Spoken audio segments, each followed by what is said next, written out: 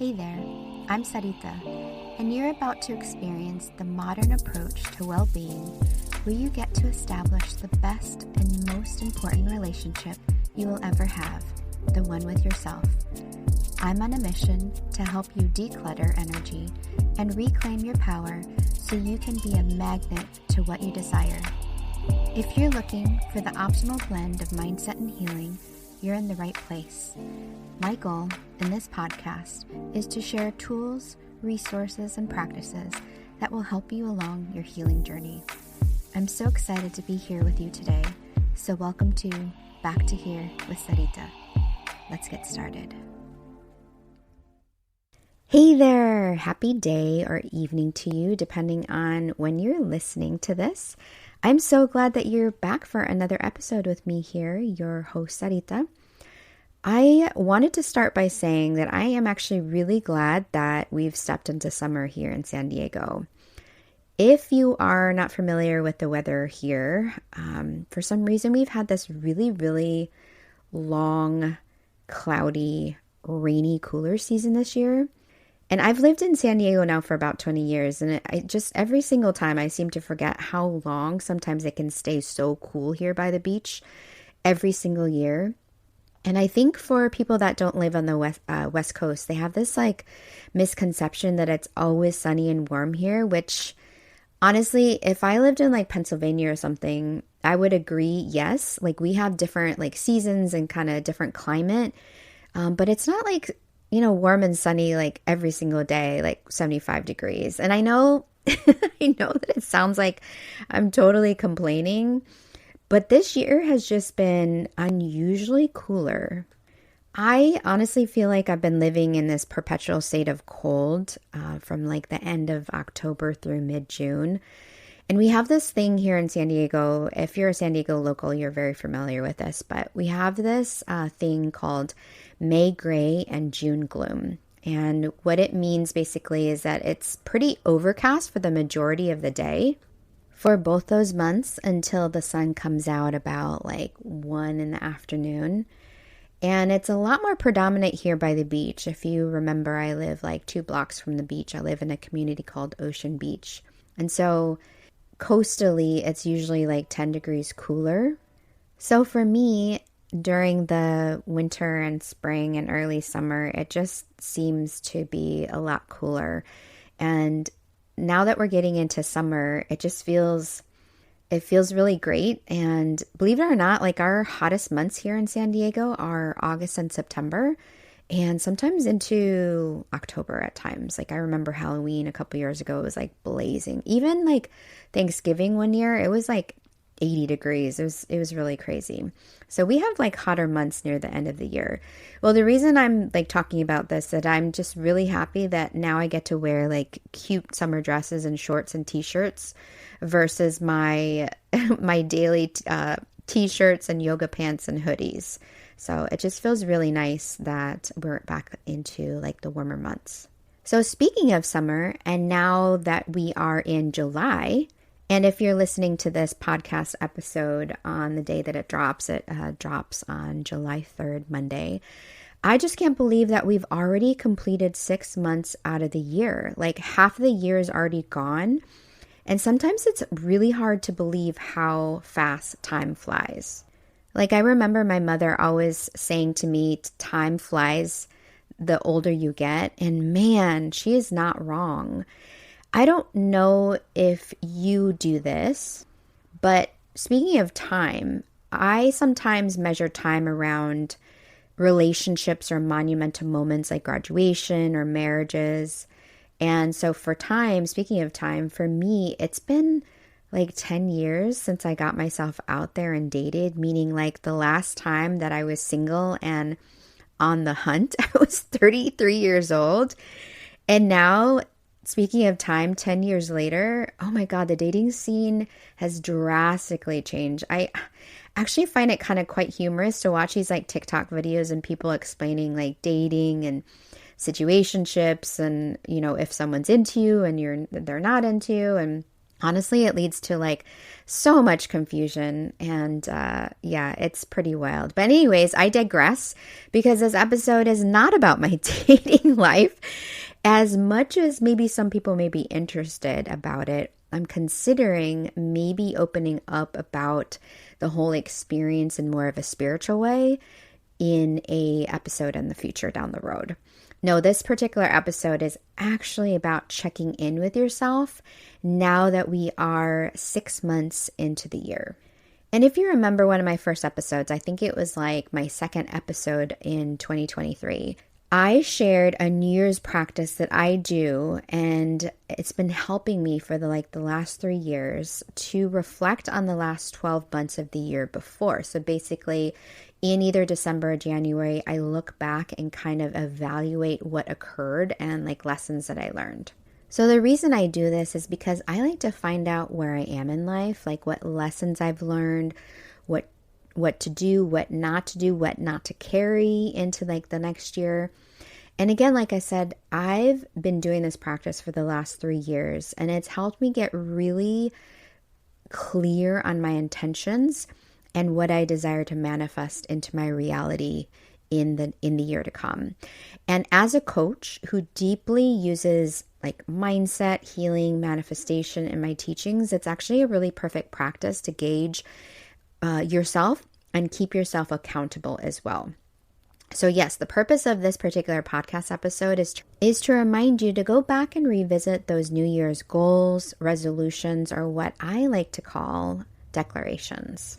And so a little bit of information of why I like to call them declarations.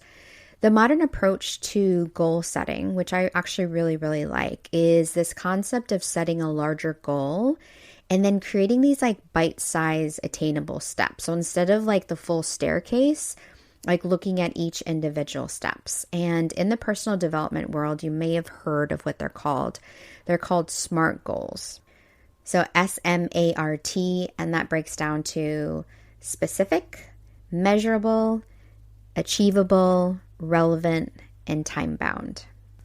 And I really like this concept because, like I said, it's not so daunting when you set goals that are like chunk-sized pieces, so it's not so overwhelming. And while we create these goals, these SMART goals, it's really important to get clear on like why you set them in the first place, meaning the intention and energy behind them so you can fully commit to the goal and get it like done. And actually also the act of declaring them done. So the intention and the energy behind creating a goal is really, really important. So let me give you a little insight about declarations. In Human Design, which is a reading that I absolutely love doing, if you don't know about it, please send me a message and I'll be more than happy to do a reading for you. We have the throat center, aka throat chakra, just the throat area. And that is called the manifesting center. I may have mentioned this before. Our throat is really, really important, and our voice is really, really important because it is the portal in which things come from the inside of us, basically our mind, our emotions, and brings them into reality. So basically what is inside, like I'm speaking right now, these are my like thoughts and ideas that I'm sharing with you and my beliefs coming from the inside of me, manifesting into the outside. So if you've ever heard the expression, be careful what you wish for, it's because our voice carries vibration and energy behind it.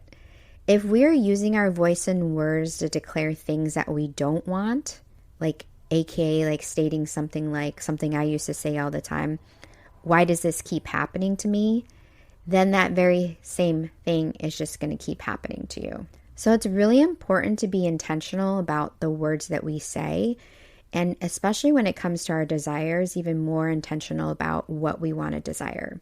So for example, if one of your New Year's resolutions was to stop the cycle of feeling broke all the time, and you say things to yourself, I don't want to be broke, I don't want to be broke. Our subconscious is just picking up on the word broke, and so you're manifesting broke all the time. The reframe would be, I desire to feel abundantly financial so I can pay my bills on time.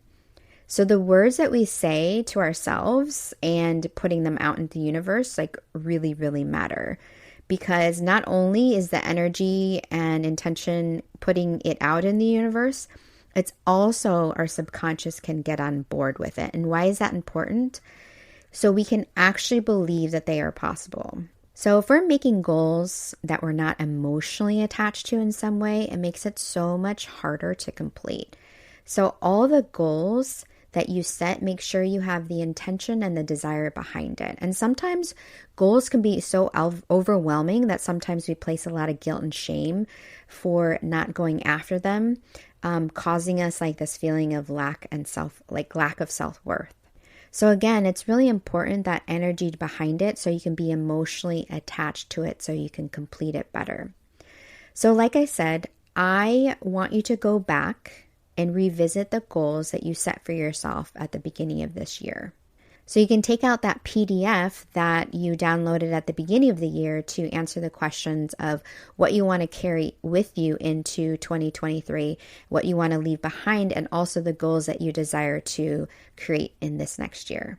And I want you to start by reviewing them and asking yourself so far, what has worked and what hasn't worked? And if you need help in this process, I actually created a very simple PDF that you can pay $7.99 for. And you can find it at the link saritawellness.com/links.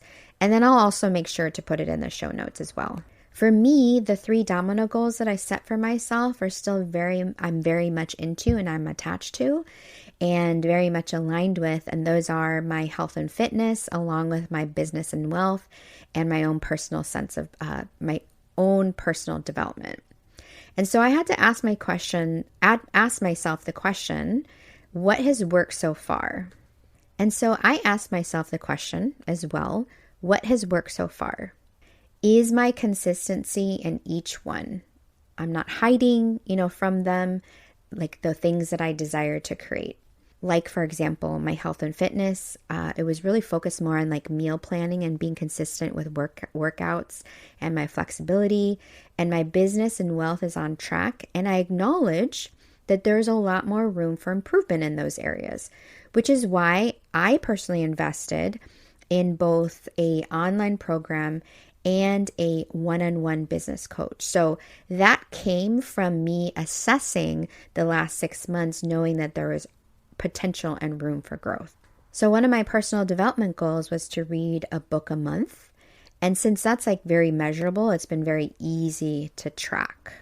And side note, by the way, I'm reading this really amazing book. I don't know if you've heard of it. It's called The Holographic Universe by Michael Talbot. It is absolutely mind-blowing, and it really helps you like understand how our minds create our reality.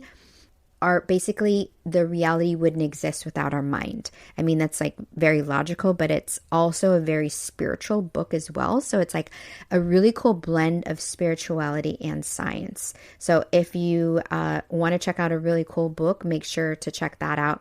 Again, it's called The Holographic Universe by Michael Talbot.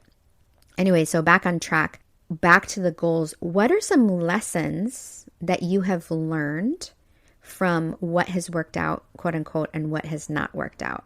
Evaluate like how you showed up for yourself in the last six months. And also, when you get clear on that, that gives you clarity on who do you want to embody in the next 6 months ahead.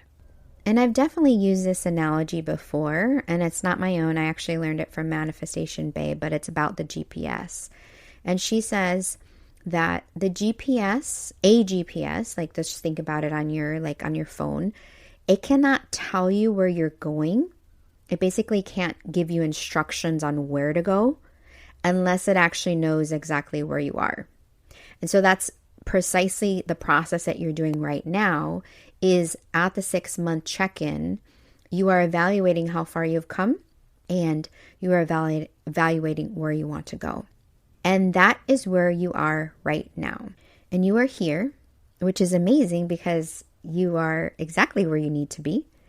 And now you get to evaluate where you want to go by getting clear on how far you've come and the direction you want to move forward. If you want some direction or clarity on where you want to head, I help women reclaim their power so they can manifest their best life. So if you desire a life that allows you more freedom, clarity, abundance, joy, self-trust, wealth, money, all the things, make sure that we link up. I work with you one-on-one with some very unique processes that help you open the floodgates to receive the abundance that you desire and you deserve. Okay, love, it's been great that you have been here today. I know it's a very, very short episode, but again, it was just a very simple reminder that this is the opportune time for you to go back and reassess where you are. And you can go back, again, in the show notes, you will get your PDF with those questions, pay $7.99, very cheap. And you can either go to my Instagram or TikTok. Well, I have that in my bio, or you can go to saritawellness.com/links and you will find it there. I hope you have a beautiful rest of the day. And as always, keep being the amazing you that you are.